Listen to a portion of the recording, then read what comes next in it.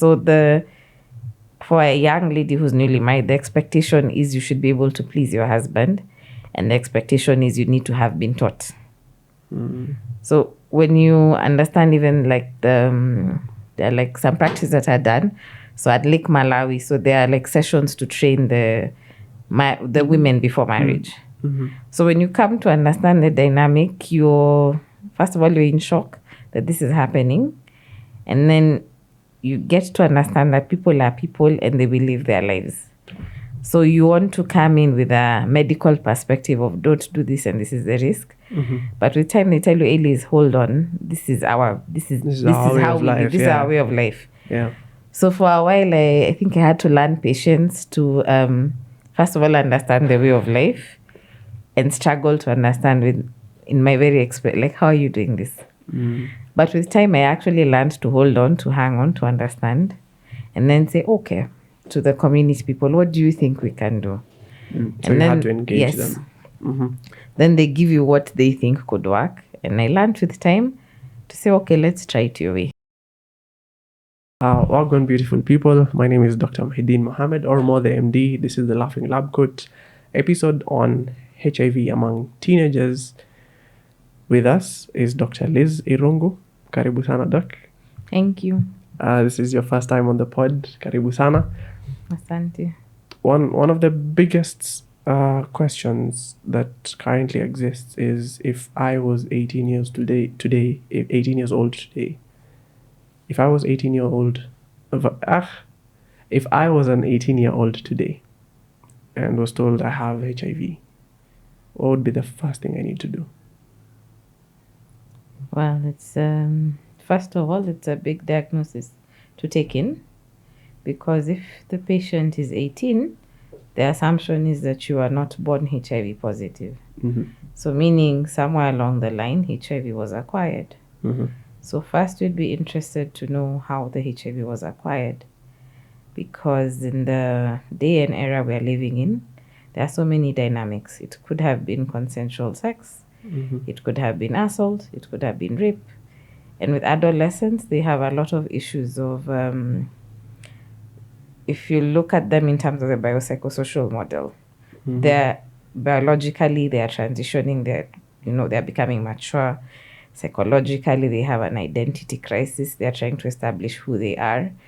The hormones are also acting up, so they are now getting interested in sex and relationships. And sometimes socially, they don't have the required support. Like if you look at society today and you compare to how it was before people were very communal, so there was no sense of being alone. But in the current world, everyone is working, everyone is busy. So the adolescent is really isolated. So this 18-year-old would probably be struggling with so many things. First of all, the shock. Just lower the mic. Okay. There? Down? Okay. So this adolescent is struggling with so many things. First of all, it's the shock, the denial of this diagnosis. Secondly, so many emotions, sometimes anger, sometimes mistrust. Sometimes they don't even believe the provider has given the right diagnosis. Then if they accept, how will they accept? How will they cope? Who do they have around them? Many times adolescents talk to their peers. So the concern is, do those peers have the right information to give? Do they have the right support? Then the family. Does the family understand? Is there somebody else in the family who is positive or not? Who do you go to? Again, we live in a society. So your religious community, do you go to church? Do you go to the mosque? Do you go to the temple? Who can you tell? And if you tell people there, will they accept you? Will they ostracize you? So it's really a very heavy diagnosis for an 18-year-old, especially considering that at 18, most people are not yet mature even. So to even fully understand what HIV is, what it means to live with this virus, where will they get, do they even understand the tests and what you're doing and what you're finding? It's a whole lot of information. So from a public health perspective, you have to be very gentle, very simple. yet very transparent in how you're giving the information. So usually we give it piecemeal. So you go slowly by slowly, pole pole, until we reach the place of acceptance. Because again, with the societal pressures, you have to be very careful that this person doesn't do something like commit suicide. Because some people just, it's too much to take. So there are so many dynamics that I would think about it in that manner. I'd like to think about it in an abstract way. Okay, interesting. Moving from this period where you're now newly diagnosed, what's the average timeline you'd see someone moving from denial to finally acceptance? This would be a tricky one because it depends on so many things. First of all, it depends on the person. Some people accept things quickly, others don't. Depends on the situation. What is even their level of education? If you're better educated, you're able to cope. Sometimes if you're not so well educated, you will struggle thinking that in African settings, you'll think it was witchcraft, you'll think it was the evil eye, you'll think it was somebody, you might even think your provider is not telling you the truth. So the educational level matters. The society you come from. I'll give you an example. A long time ago, I worked in Malawi, and the sexual practices in Malawi are totally different. Like from a certain age, people are taught about sex, and the place I worked in, there's one person in the community who's given the role of devirginating the girls. So this means you have one person who is doing this role, and they have a cultural term for what it's called. So the thinking is by the time a woman gets married, she should be mature enough to know how to please the husband. So you see, this is a whole different dynamic, because if you think about it from a public health perspective, you're putting everybody at risk. Yeah. But I learned when I worked there, it's very hard even for people to tell you about this. But it's just that the project I worked in it was prisons, and we had a lot of HIV, syphilis, and STDs. So with time, you get to meet the community people, the elders. Then you find out about the practice. And then you find out Is it still ongoing? Yes, it's part of the culture. So for a young lady who's newly married, the expectation is you should be able to please your husband. And the expectation is you need to have been taught. So when you understand even like there are like some practices that are done. So at Lake Malawi, so there are like sessions to train the women before marriage. So when you come to understand the dynamic, first of all, you're in shock that this is happening. And then you get to understand that people are people and they will live their lives. So you want to come in with a medical perspective of don't do this and this is the risk. But with time they tell you, Elise, hold on, this is how we live. This is our way of life. Yeah. So for a while, I think I had to learn patience to first of all understand the way of life, and struggle to understand in my very like, how are you doing this? But with time, I actually learned to hold on, to hang on, to understand, and then say, okay, to the community people, what do you think we can do? So and you had to engage them. Then they give you what they think could work. And I learned with time to say, okay, let's try it your way. Okay. And it takes a lot of patience. Even in the health education, you have to learn their language, which was Chichewa, and you really have to get into their frame to make an impact. Because the moment you like judge and like, oh my God, they withdraw. They see you as a foreigner who's coming to tell us something new. Okay. And it didn't help that I was working for an NGO. So again, the whole perception of an NGO in Africa, it doesn't really help. So I think Malawi taught me patience, and it really taught me to just take in a lot. Then I got to understand even HIV differently. What's the one thing you picked from there that you think could be applied in now this East African side? Oh, I would say it's medicine as a discipline requires a strong background of anthropology. Because, for example, the culture in Southern Africa is totally different from East Africa. And I struggled a lot because I worked in Malawi, I worked in Zimbabwe, and I thought there's something wrong with these Southern people. Like, no. But with time, I came to understand sex in Southern Africa is totally different from East Africa. So I came to understand that I am the problem because I am from this side. Apart from the cultural aspect where there is one man devaginating a woman before marriage, what other weird sexual practices you'd say you found there compared to East Africa? I wouldn't say weird, because if you go to the kingdom of the Eswatini, you have King Mswati. And every year you have the Reed Festival, and he chooses a new bride. So initially I thought it was very strange. But when in Zimbabwe I mixed with colleagues from the kingdom of the Eswatini, and they explained to me the excitement of the Reed Festival.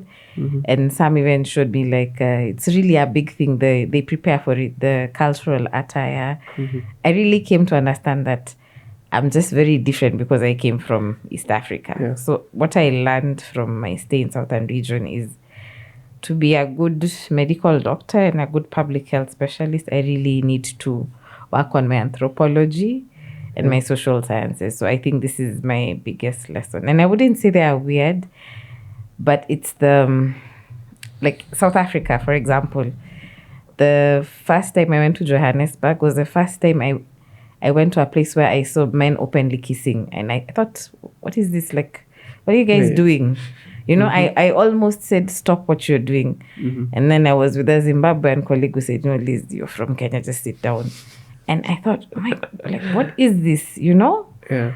Then later, my South African colleague said, Liz, you Kenyans, you don't understand stuff. So I now settled down to try and understand. Then I understood from the colonization in South Africa, there was a lot of apartheid and the separation of people, white, brown, black. And that whole cultural thing, it changed even the South Africa today. So their way of thinking, when you interact with them, they would say they have some European tendencies. Yeah. So for them, it's not a bit. So I was the problem. Why am I surprised that I'm saying display yes? of affection is not an issue. No, I couldn't believe it. And I think on my face, because it's expressive, everyone could see and for them, I was the one who needed to go back home. So I wouldn't say weird. It's just that it's different cultures, it's different histories, because South Africa is the British, the Boers. It's such a different mixture. And then now you have people who are struggling to be free. And then the whole world is changing and information is coming. So it's just, in South Africa, if you get a child, the government supports the child. This means the men can be a bit laid back. It's different in Kenya. If you get a child, the woman is running after you, So the whole dynamic changes, because then if we're in South Africa and then we know the government is going to take care, then it means the men kind of party more. So they're out more doing the bribe more, because either way government is taking charge. Here the women will run after you, they'll take you to court, they'll, you won't Child be support. free. Yeah. So you see, I wouldn't say it was weird, but I would just say it's different, and I learned to absorb more, because I think early in my career I was more reactive. So that side of me had to tone down a little bit. Do you think when it comes to now HIV among teenagers, there's a slight or a significant difference between the two, let's say, areas in Africa or regions in Africa, East Africa and Southern Africa? I think I'd say kids, but let me just use the word kids loosely to refer to Gen Z. I think they are more or less the same, because with them there's been the digital transition. So there's all this information. I'm a millennial, so as millennials we didn't have access to information. Information was in books, so you had to go to a library. It was hard copy, and there was a lot of safeguarding. There's your parents, there's the church, there's anyone who can beat you, elders. We had a lot of rules and regulations. And our parents, my late mom would say, I'm not your bestie, I'm your mother. There's a boundary. Yes. Don't look at me as your friend, I'm not. And I'd be given instructions and I would follow. But you see, now in this generation, the parents have, eased up a bit. Then we've also been caught up in the transition of a lot of information, where we have millennials like myself, some even doubt there's a God, some don't go to church. So if you're the parent, now you can imagine the child. So I would say in terms of Gen Z, they are more or less the same because it's the information, disinformation, even their sexual debut is earlier. So for millennials, on average, it was 24, 25. From the patients I see, some start having sex at the age of 12, others by 15. Like, initially, I was surprised. And then with time, I started engaging and asking them. And sometimes they tell me, you know what, doc, our parents are busy. Our parents are not around, so they just give us money. Yeah. So they've sort of had to parent themselves, and they're all young and vulnerable. So they end up having sex earlier. They end up experimenting on so many things that in our time was like unimaginable. So I would say in terms of now, the Gen Zs are more or less the same. And if you even look at the ones in Sweden where they had a demonstration about Gaza, it's the same behavior. So I think in terms of Gen Z, they are more or less at the same place. They are seen to be Same tune, rebellious. basically, globally. And I actually don't think they're rebellious. I think they're just open-minded and they've studied everybody. And they've reached a realization that they have to fight for themselves. So I would say in terms of Gen Z, they're more or less the same. And I like them because they're very active, they're very creative. But with them, I find you just need to calm down and always ask them, okay, what do you think? And when you ask them, what do you think, they actually have their own thought process. Because as millennials, we were not asked what we thought because we were told what to think and what to do. And we just followed the script without questioning. So you see, it's a transition. But I think they're the same. Let me just say kids. But yeah, that's how I see them. If we come to now specifically HIV among teenagers, do you think there's a lot, before we even get to that, there's a lot of myths that's around it, HIV. What do you think is the best way to approach them in terms of information towards these myths? And how do we debunk them? I think first is to understand the myth. Like a very common one is that it's not a black man's disease. That this thing was manufactured somewhere there in a high-income country and brought here and inoculated to people, and that's how it started. Others will tell you it's engagement with the primates. Others, the traditionalists will tell you it's the spirits, so it's the bad spirits, jinn, things like this. So for me, it's to understand the myths first. And first of all, to not judge the myths because people got, a long time ago, there were no books. So it was just oral tradition. What you're told is what you carry forward. So first is just to listen to the myths, all of them. Then when you listen to all the myths, is to give the right information slowly in easily understood language, and I think preferably even in mother tongue. Because a lot of people, I mean, HIV affects everybody, whether you're educated or not.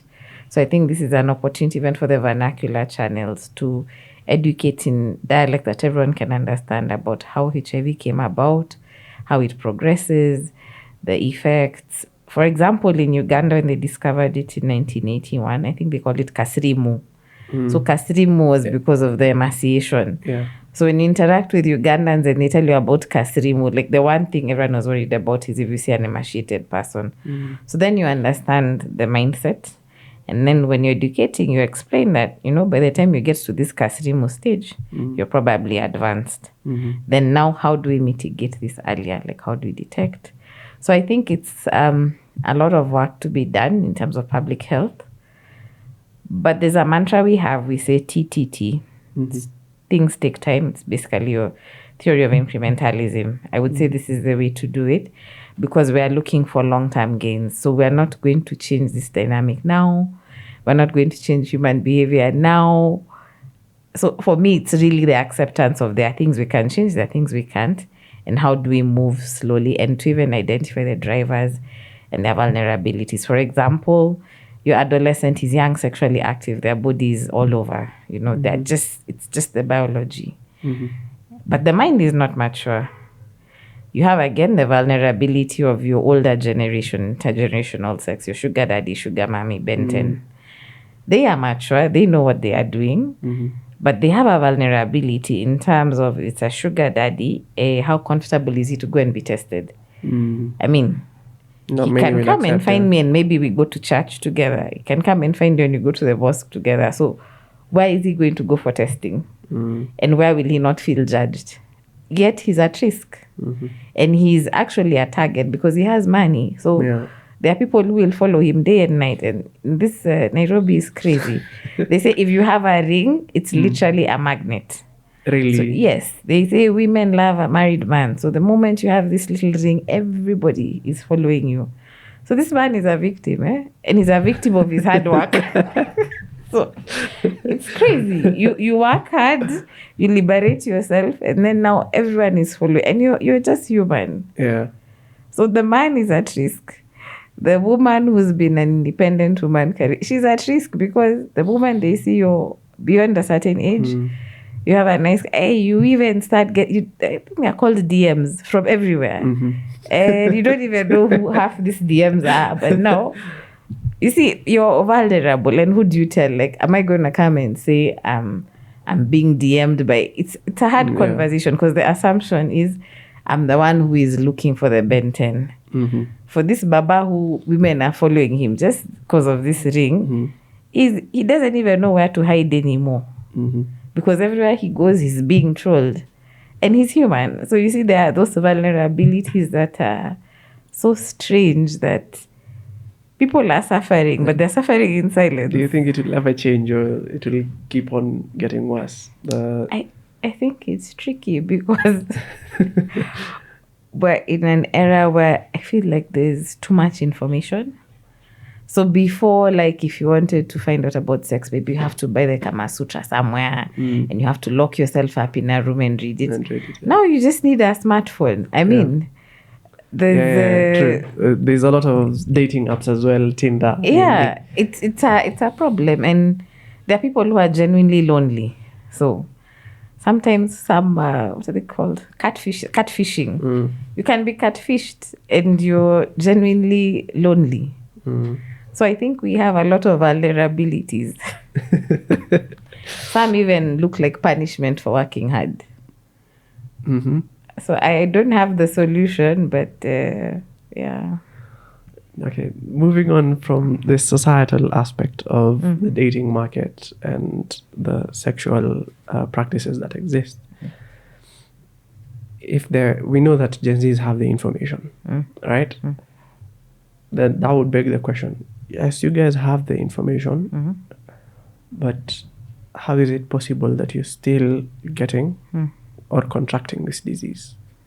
This is more from the perspective of sexual interaction rather than, let's say, needle injuries or drug-based needle injuries and stuff.